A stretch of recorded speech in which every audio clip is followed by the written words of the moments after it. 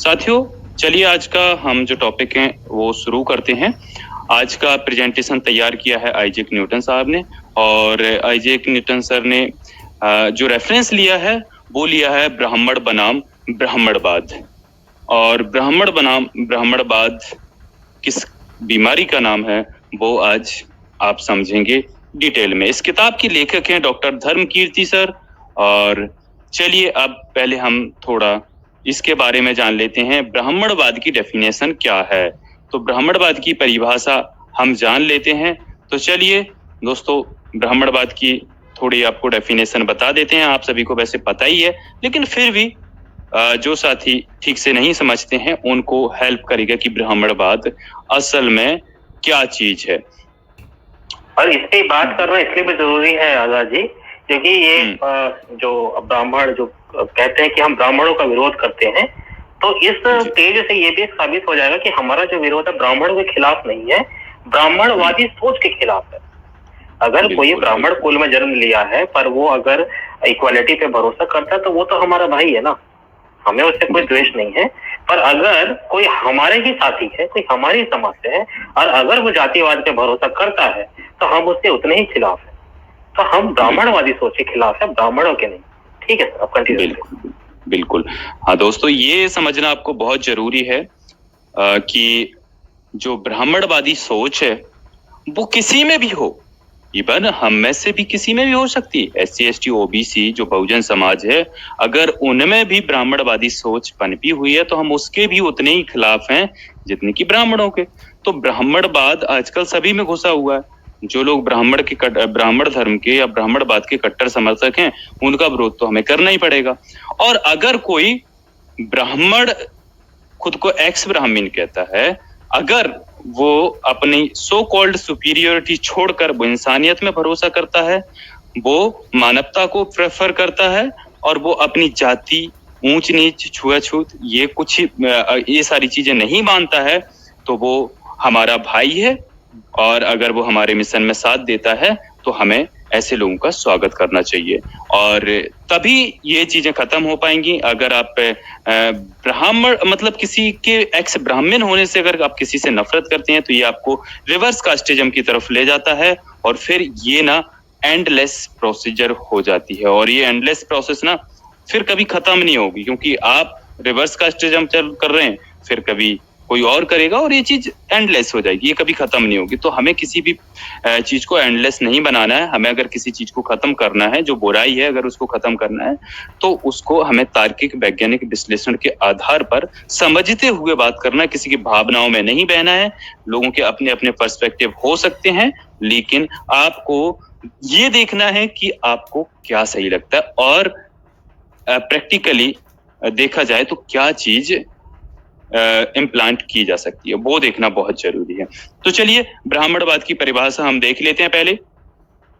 ब्राह्मणवाद दर्शन शास्त्र के आध्यात्मवाद, आदर्शवाद, मनसवाद, आत्मवाद, भौतिकवाद एवं उपयोगितावाद की भांति कोई सिद्धांत अथवा इज्म नहीं है, बल्कि यह मनुष्य के मन यानी चित्त एवं मस्तिष्क में बैठी एक दूषित मानसिकता है। क्या है? दूषित मानसिकता इंसान के अंदर बैठी हुई है। यथार्थ में मानसिक स्वास्थ्य की दृष्टि से ब्राह्मणवादी मानसिकता को स्वस्थ मानसिकता कदापि नहीं कहा जा सकता। ब्राह्मणवाद अनेक प्रकार के विभ्रमों, मनोरोगों का परिणाम होता है। जब मनुष्य के मन में निम्न एवं उच्चपन की कुंठाओं का जन्म हो जाता है और वे कुंठाएं स्थायी होकर पीढ़ी दर पीढ़ी आगे बढ़ती चली जाती हैं, तब उसे ब्राह्मणवाद कहते हैं। तो आया दोस्तों समझ, ब्राह्मणवाद कहते किसे हैं?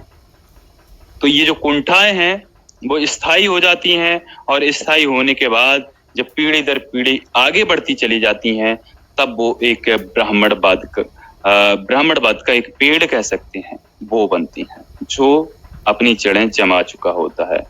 ब्राह्मणवाद की मानसिकता की चपेट में आया हुआ ब्राह्मण क्षत्रिय को नीचा समझता है, क्षत्रिय वैश्य और शूद्र को नीचा कहता है।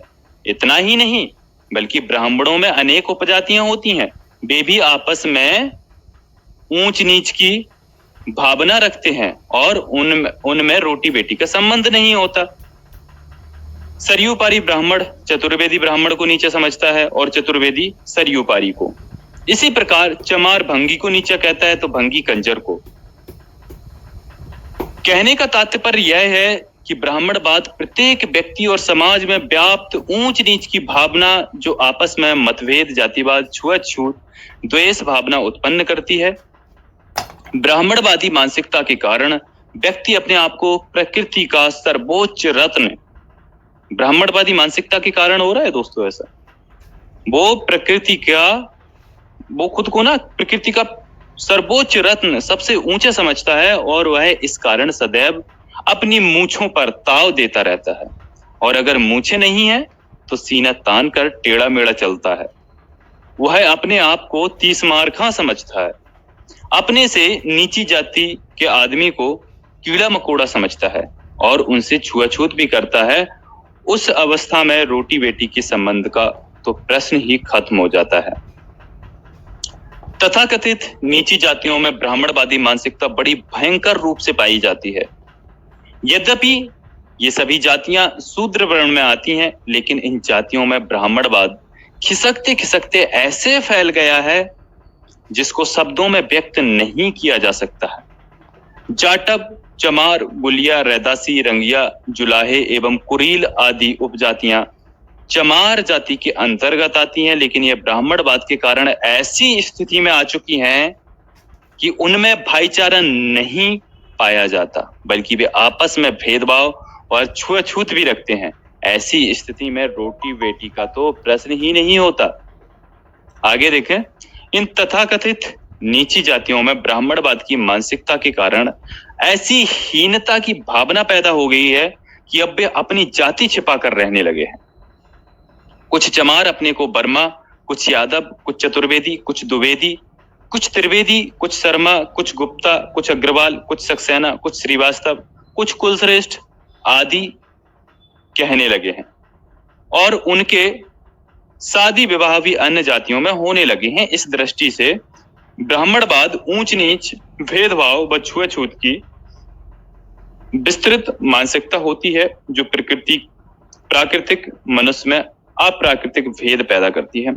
तो दोस्तों यहाँ पर प्रॉब्लम कहाँ है, ये समझने की जरूरत है।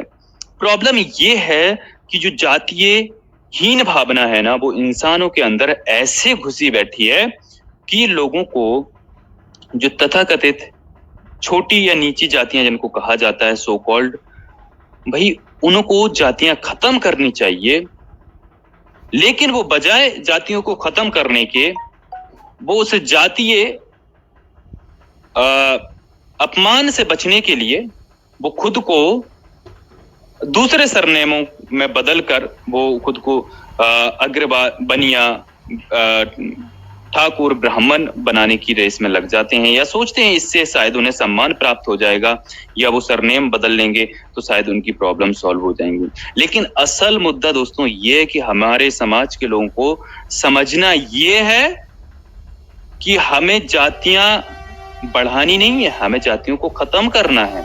हमें सरनेम पे कोई अभिमान नहीं करना है, हमें सरनेम को हमें ये जातियों को खत्म करना है। हमें सरनेम बदलने की जरूरत ही नहीं है, क्योंकि जब तक जातियां रहेंगी आप कुछ भी बदल लो। मान लो अगर आप अग्रवाल या आप राजपूत या आप कोई भी कुल श्रेष्ठ द्विवेदी त्रिवेदी लगा के मान लो कि अपना जाति छुपा भी लिए, तो कल के दिन आप किसी के साथ भेदभाव करोगे अपने किसी भाई के साथ, तो ये बहुत ही गलत है। हमारे समाज के लोगों को यही समझना है कि हमें जातियों के खिलाफ लड़ना है, ये जातियों को खत्म करना है, ना कि हमें अपने सरनेम बदलने की जरूरत है। सरनेम क्या चीज है? फिक्शनल है, वो एक पहचान है, आइडेंटिटी है। तो हमें जातियां खत्म करनी है, और जातियां खत्म तब होंगी जब हमारी ये मानसिकता खत्म हो जाएगी, ये ऊंच नीच छुआछूत वाली। तो ये बहुत जरूरी है दोस्तों। आगे बढ़ते हैं दोस्तों, आप लोग शेयर करते रहें और इंगेजमेंट बढ़ाते रहें, लाइक शेयर करके लोगों तक पहुंचाते रहें। ये बात हमारे लोगों को बहुत जरूरी है समझना दोस्तों। तो यहां पर देखते हैं दोस्तों, दलित जातियों में ब्राह्मणवाद। अब ये देखते हैं, ब्राह्मणवाद ऐसी छुआछूत की बीमारी है जो समस्त दलित वर्ग एवं उनकी जाति और उनकी उपजातियों में पाया जाता है। दलितों में चमार एक ऐसी जाति है जो प्राचीन काल से लेकर अब तक पूरे देश में पाई जाती है।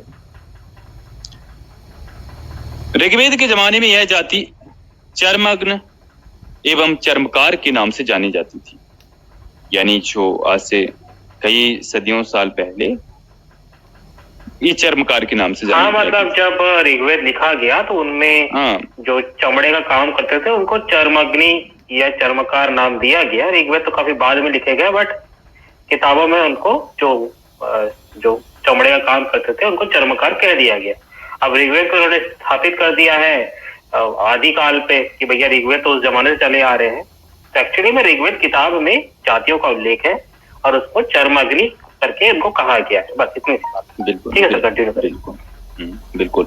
अब ऋग्वेद का देखो, इनका तो वो बिल्कुल ही बेकार काल हो जाता है। ये 1 अरब 96 करोड़ साल बताते हैं, कोई 3,500 बताता है, कोई 7,000, कोई 15,000, कोई 20,000। लेकिन असल जो इनके सबूत हैं ब्राह्मण धर्म के, वो स्थापित ही हुआ 7वीं 8वीं सदी के बाद। उस टाइम के पहले के ना ही इनके कोई सबूत मिलते हैं, ना ही कोई प्रमाण मिलते हैं। तो मान लो कि उसी टाइम से तब से ये चली आ रही है, उसके पहले से भी एग्जिस्ट करती होगी चर्मग्न या चर्मकार, जो इनके ऋग्वेद में भी उदाहरण इनके मिल जाते हैं। आज चर्मग्न और चर्मकार का अपभ्रंश शब्द चमार हो गया। आज जो चमार शब्द बोलते हैं ना, वो चर्मग्न और चर्मकार का अपभ्रंश है। भारत के घृणित एवं ब्राह्मणवादी इतिहास के कारण चमार ऐसा अपमानजनक शब्द हो गया है कि चमार जाति के लोग चमार कहलाना पसंद नहीं करते और इसे गाली समझते हैं। यद्यपि जाटव जाति चमारों में से ही उत्पन्न हुई और एक प्रकार से जाटव शब्द को चमार का पर्याय कहा जाता है, फिर भी अगर आगरा जनपद के किसी जाटव को चमार कह दिया जाए तो वह अच्छा महसूस नहीं करेगा और अधिकांश लोग तो लड़ने भिड़ने के लिए तैयार हो जाएंगे।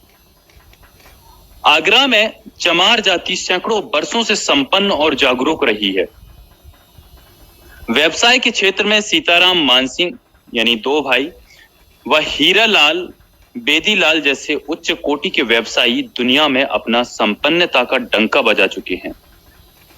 पंडित छेदीलाल कड़क प्रसिद्ध साहित्यकार माननीय यादवेंद्र जैसे सैकड़ों बुद्धिजीवी भारत में अपनी योग्यता का झंडा फहरा चुके हैं। राजनीति के क्षेत्र में डॉक्टर मानिक चंद जाटव वीर परिनिर्वत माननीय करण सिंह कैन वीए एवं माननीय छत्रपति अम्बेश उत्तर भारत में प्रसिद्धि प्राप्त कर चुके हैं।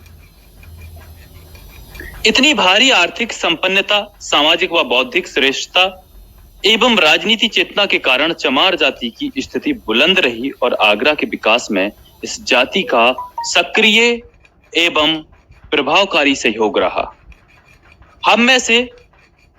हम किसी से कम नहीं वाली लोकोक्ति इन पर लागू होती है। आगरा में इस जाति की नेताओं ने, बुद्धिजीवियों, समाज सुधारकों और संपन्न लोगों ने अनुभव किया कि हमारी सामाजिक, शैक्षणिक, आर्थिक एवं राजनीतिक श्रेष्ठता एवं उच्चता को देख हमें जो घृणा सूचक शब्द चमार से पुकारा जाता है वह अनुसूचित एवं अपमानजनक है। इसलिए लगभग 1 शताब्दी पूर्व आगरा के प्रबुद्ध लोगों ने चमार शब्द के स्थान पर यादव कहना आरंभ किया, जिसके परिणाम स्वरूप आज भी राजस्थान के अनेक चमार यादव जाति से जाने जाते हैं और कुछ लोग तो आज भी अपने को यादवेंदु लिखना पसंद करते हैं। तो ये देखिए, बिल्कुल।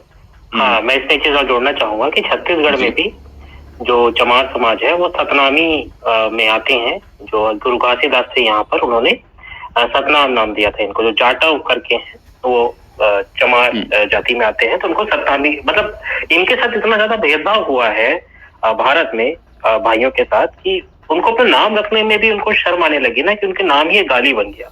तो जब किसी का नाम ही एक गाली बन जाए तो सोचिए उसका सेल्फ कॉन्फिडेंस किस हद तक टूट जाएगा। तो इस कारण से जितने भी हम देखते हैं भारतवर्ष में कि जो चमार जाति में जितने भी लोग हैं उन्होंने अपना नाम बदला है। इवन छत्तीसगढ़ में भी ये सतनामी समाज में आते हैं और अभी ये जो बताया कि ये यादव लिखना उन्होंने चालू कर दिया, जाटव लिखना उन्होंने चालू कर दिया, तो एक्चुअली में ये जो वर्ग है चमार समाज का बहुत बड़ा वर्ग है भारत में, और इसमें कई तरह के टैलेंटेड लोग भी हैं। पर जातिवाद का दंश इतना ज्यादा गहरा हो गया है कि भाई अगर आप किसी का सेल्फ कॉन्फिडेंस ही गिरा देंगे तो बेचारा क्या करेगा अपने लाइफ में। तो ये हाल है। तो हमारे भारत में भी मतलब हमारे छत्तीसगढ़ में भी ये चमार जो लोग हमारे भाई लोग हैं ये सतनामी में आते हैं, और इनमें भी काफी टैलेंटेड लोग हमारे यहाँ पाए जाते हैं।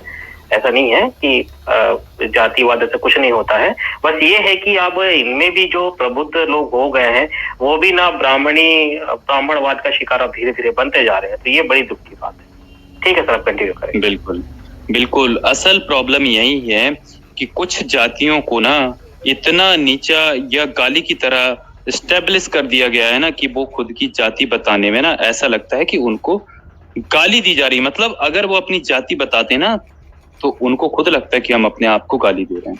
और आज भारत में किसने ये नहीं सुना होगा जहां पर जो सवर्ण मानसिकतावादी लोग हैं या ब्राह्मणवादी मानसिकता वाले लोग हैं, अगर कोई भी लड़ाई झगड़ा छोटी भी तू मैं भी होती ना तो चमार भंगी शब्द आपको सुनने को मिल ही जाएगा। ये बहुत ही कॉमन है। तो जब आप किसी को इस तरीके से किसी सरनेम को, किसी जाति को, किसी पेशे को एक गाली के रूप में एस्टेब्लिश कर देते हो तो मजबूरी में वो इस तरीके की चीजें करेंगे ही। हालांकि देखो ये चीज अवेयरनेस से फैलती है कि जातियों को हमें खत्म करना है और हमें जातियां बदलना या इनको एक गाली की तरह लेने की जरूरत नहीं है।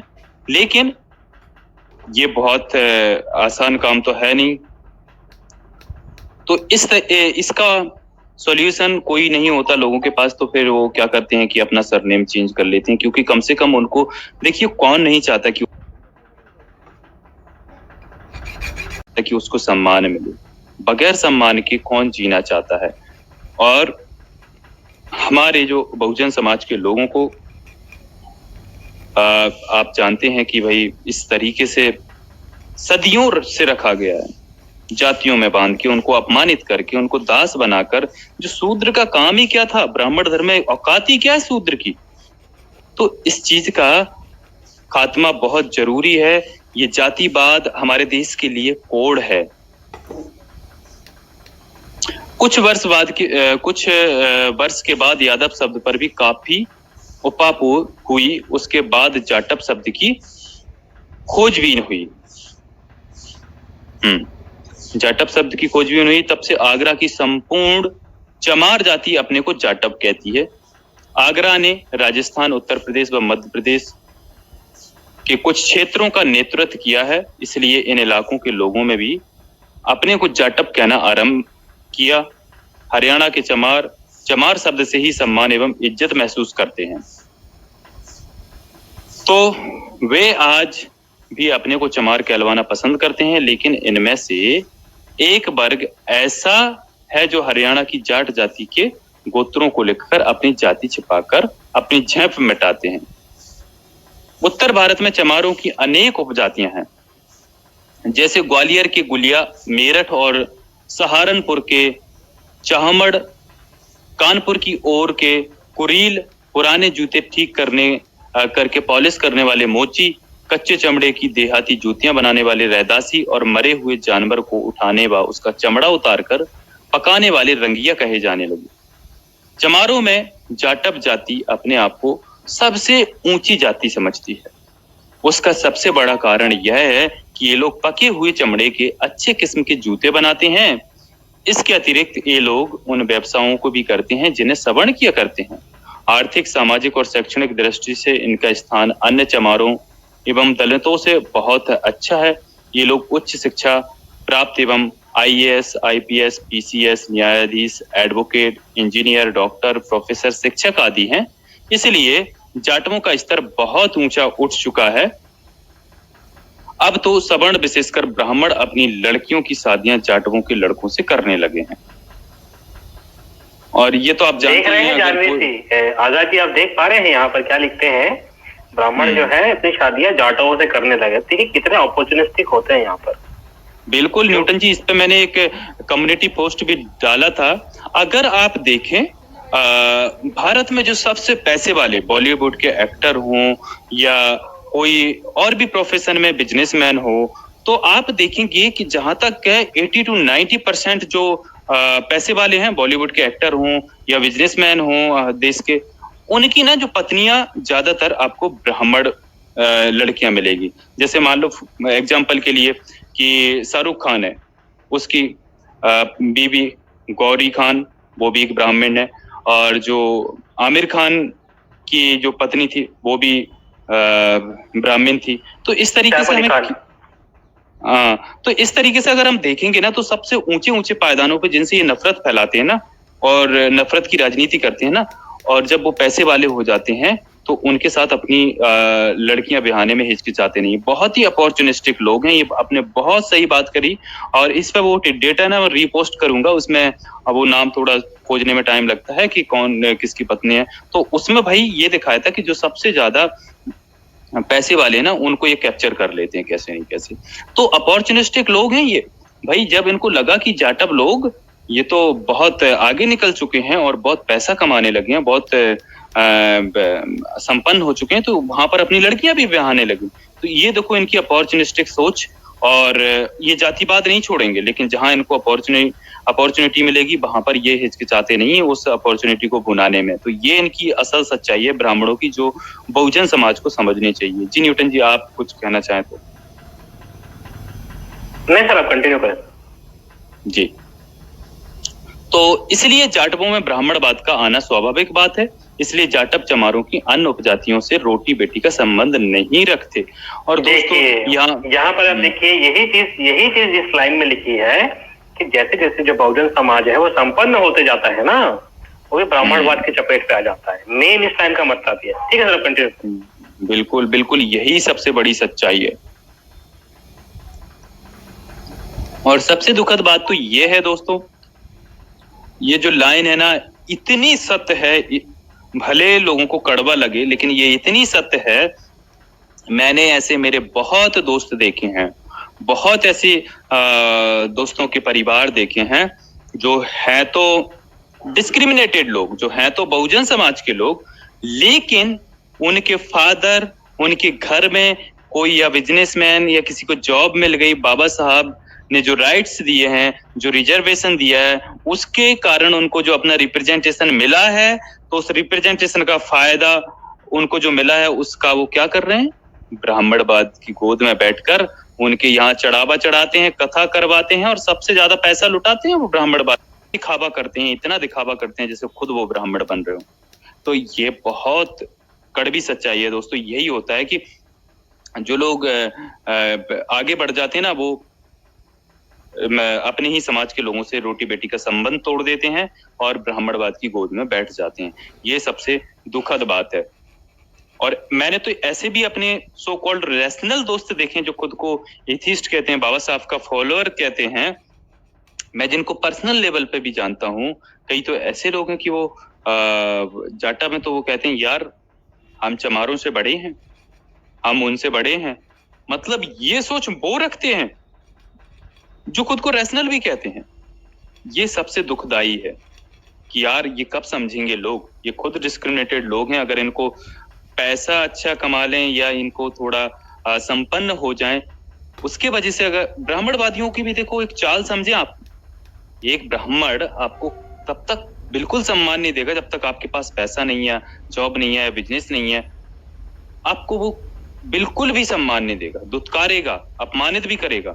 लेकिन अगर उसको लगेगा कि अब ये बहुत आगे बढ़ रहा है, इसके पास सब कुछ संपन्न ये हो रहा है पैसे से भी लेकर, तो इसको वो उसको कैप्चर कर लेंगे, उसको इतना सम्मान देने लगेंगे, उसको घर बिठाएंगे, खाना खिलाएंगे, चाय भी पिलाएंगे और बगल से बिठाएंगे, अपने साथ में बराबरी से बिठाएंगे।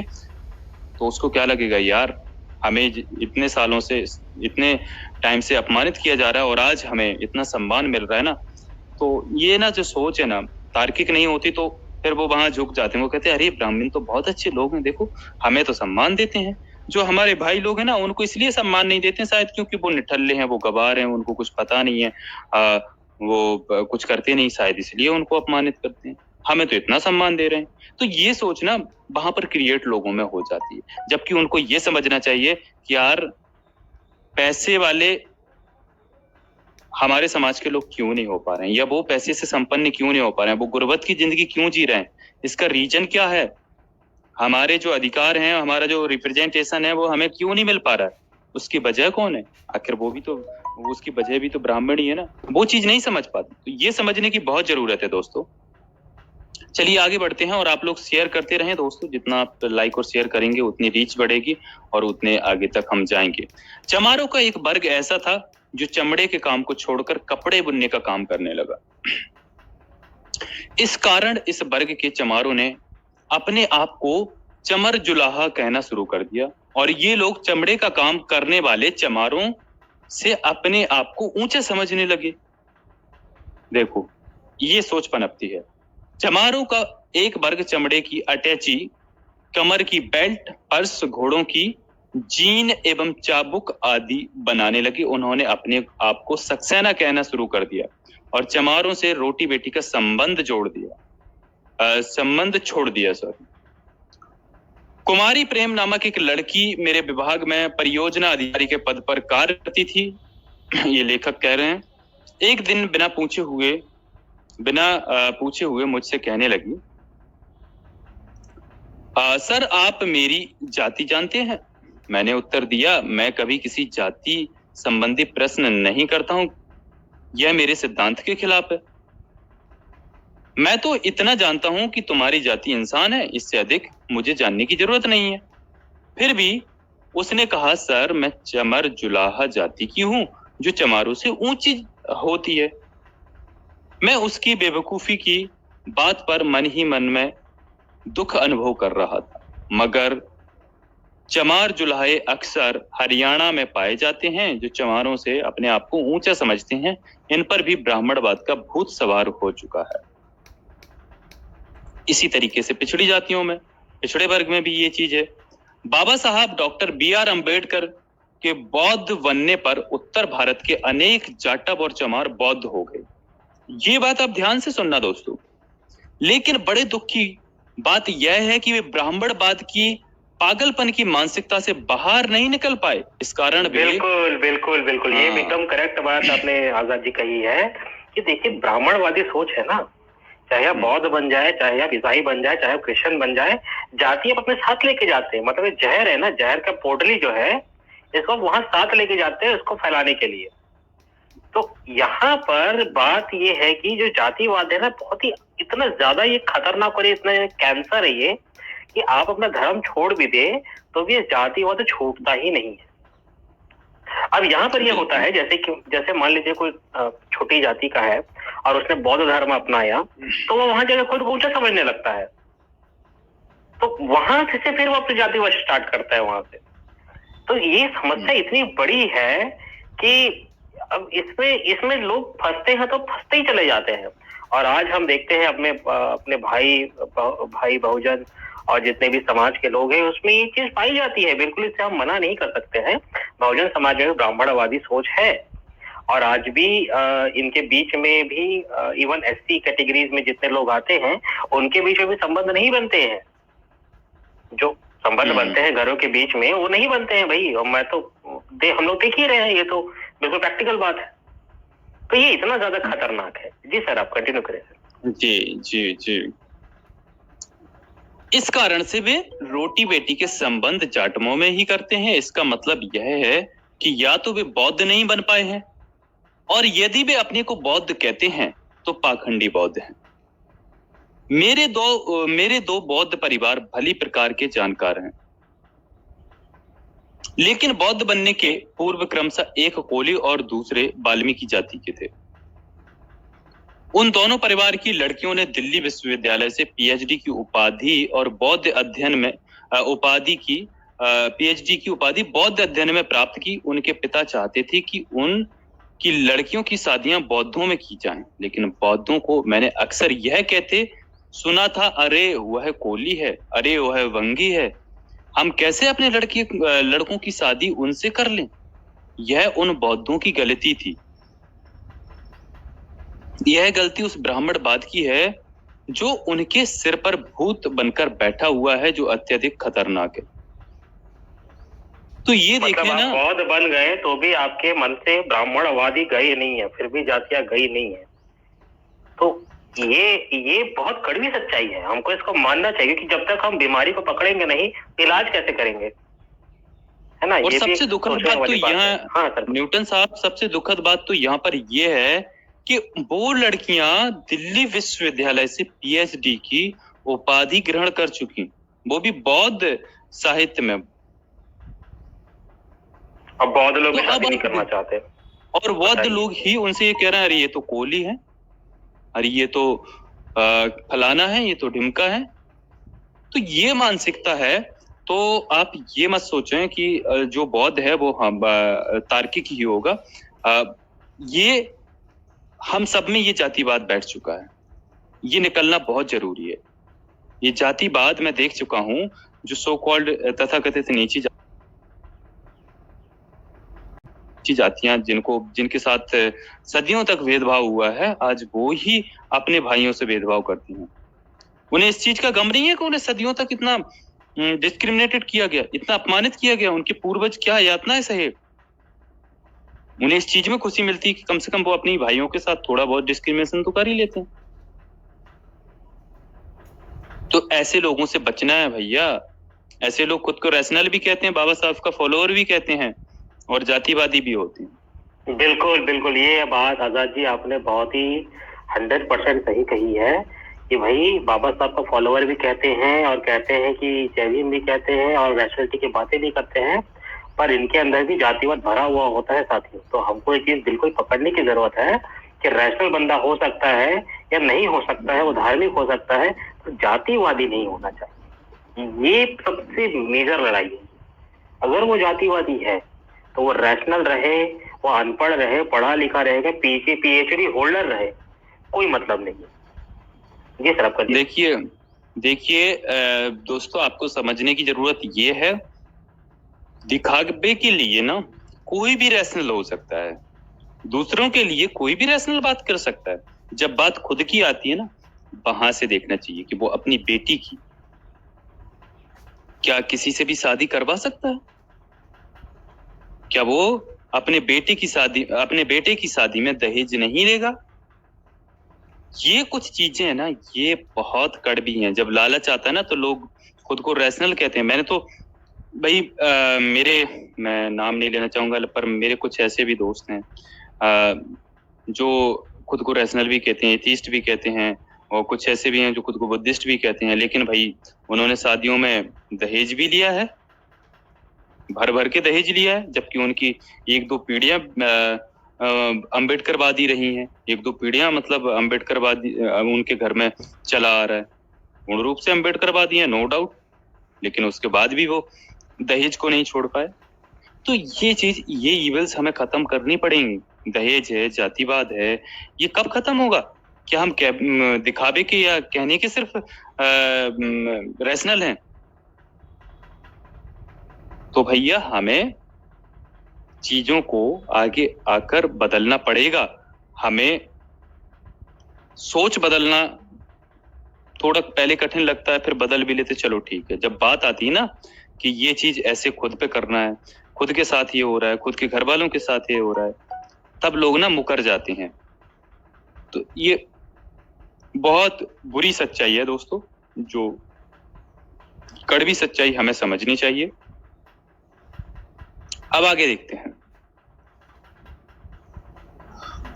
जो जाटव बौद्ध बन गए, उन्होंने हीनता की भावना के कारण अपनी जाति को छिपाना शुरू कर दिया। अब देखें, जो जाटव लोग जो जाटव बौद्ध नहीं बन पाए, उन्होंने हीनता की भावना के कारण अपनी जाति को छिपाना शुरू कर दिया। आगरा में कुछ जाटव अपने को त्रिवेदी, द्विवेदी, भारद्वाज, सक्सेना, वर्मा आदि लिखने लगे हैं। आगरा की जाटव जाति के एक व्यक्ति दिल्ली के सदर बाजार में रहते हैं, और वह अपने नाम के पीछे अग्रवाल लगाते थे। मेरे पूछने पर उन्होंने बताया क्योंकि वह आगरा के रहने वाले हैं, इसलिए अग्रवाल लिखते हैं। अच्छा, आगरा के रहने वाले इसलिए अग्रवाल लिखते हैं। ये देखें, हीन भावना जब आती है ना लोगों के अंदर तो ये हाल होता है। आगरा के जाटवों के वोटों से एक बनिया सज्जन मेयर बन गए थे और वह अपने आप को गुप्ता लिखते थे। एक दिन मेरे पूछने पर उन्होंने बताया, मैं भी जाटव हूँ, चूंकि जाति छिपाकर गुप्त रहता हूँ, इसलिए यह शब्द अंग्रेजी में लिखने से गुप्ता हो जाता है। देखिए लॉजिक ये देखिए।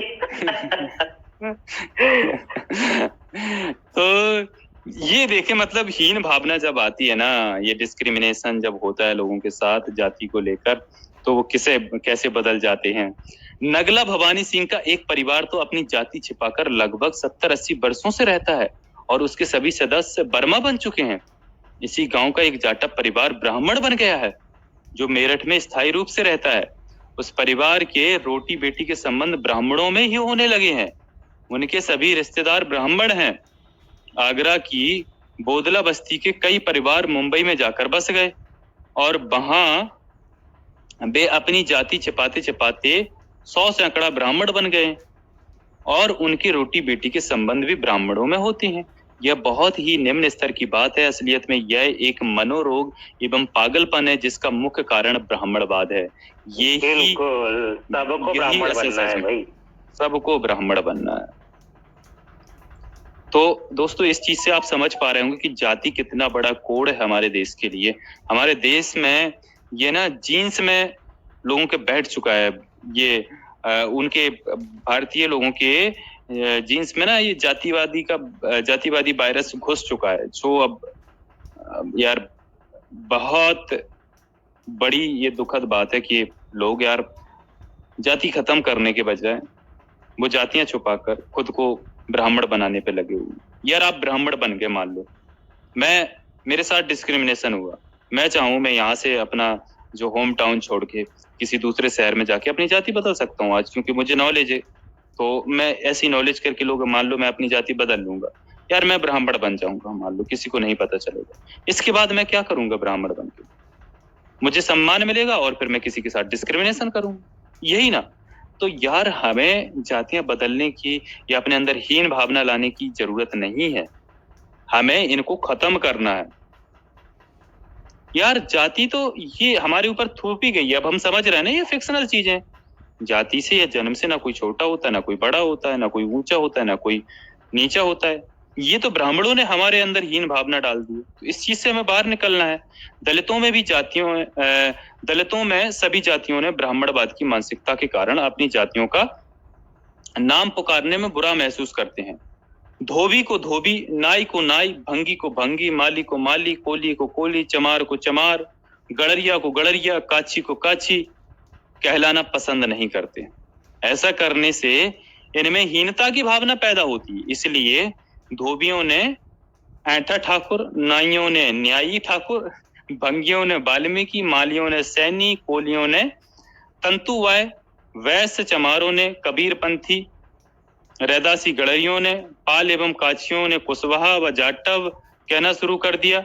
आश्चर्य और दुख की बात यह भी है कि आर्थिक, राजनीतिक और शैक्षणिक स्तर समान होने के कारण ये सभी दलित वर्ग में आते हैं एवं वैदिक व हिंदू धर्म के अनुसार ये शूद्र वर्ण में इनकी गिनती होती है। फिर भी ब्राह्मणवाद इन सभी जातियों में कूट कूट कर भरा हुआ है, जिसके कारण ये जातियां इतनी भयंकर मनोरोगी बन चुकी हैं कि वे एक दूसरे से घृणा व द्वेष की भावना एवं छुआछूत का व्यवहार करती हैं।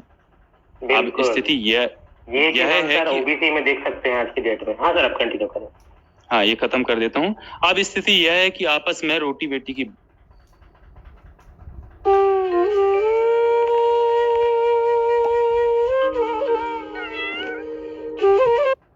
बात तो स्वप्न में भी नहीं सोची जा सकती। इस प्रकार दलित जातियों में भी ब्राह्मणवाद भयंकर रूप से पाया जाता है और जो उनके अस्तित्व और विकास के मार्ग में बहुत बड़ा रोड़ा है। तो दोस्तों, ये चीज हमें खत्म करनी पड़ेगी।